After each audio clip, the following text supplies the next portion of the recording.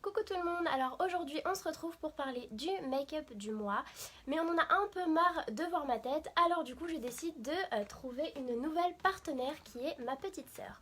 On va donc vous montrer ensemble comment réaliser ce Kudo du mois, donc avec les différents produits qu'on a. On a le choix entre plusieurs produits et je vais vous expliquer comment faire vos compositions.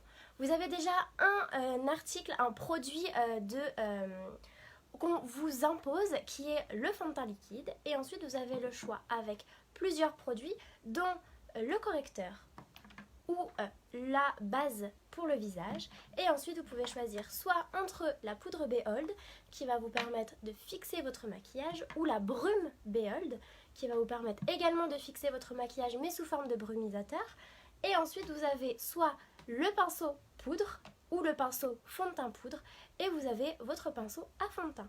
On va donc vous montrer comment réaliser ensemble un make-up tout simple, simplement avec les produits du Kudo.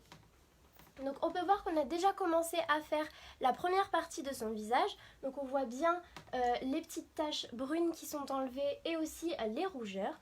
On va débuter par mettre la base. Cette base-là va vraiment nous permettre de créer une barrière qui va éviter les désagréments du maquillage sur votre peau. Cette fine barrière est très agréable au toucher et a un fini très sec, très fin et on ne le sent pas. Tu peux nous confirmer? Oui. On sent rien du tout. C'est comme le fond de teint, il a vraiment un fini poudré extraordinaire. Ensuite, on va venir déposer le correcteur. On voit qu'il y a quand même pas mal d'imperfections.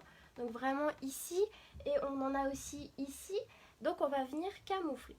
On peut voir que je prends seulement une petite noisette et je vais venir tapoter sur son visage là où il y a des imperfections. Je viens tapoter jusqu'à temps que mon correcteur soit bien sur toutes ces imperfections. Donc sur le nez, en dessous. Le correcteur peut également nous permettre de faire en dessous des cernes, quand on a des cernes très marquées. Il peut aussi nous permettre de faire le contour de nos lèvres lorsqu'on met du rouge à lèvres et qu'on a un petit peu dépassé, hop, on met du fond de teint. Aussi les sourcils pour bien démarquer nos sourcils, quand on a des sourcils pas trop marqués. On peut mettre du correcteur vraiment partout.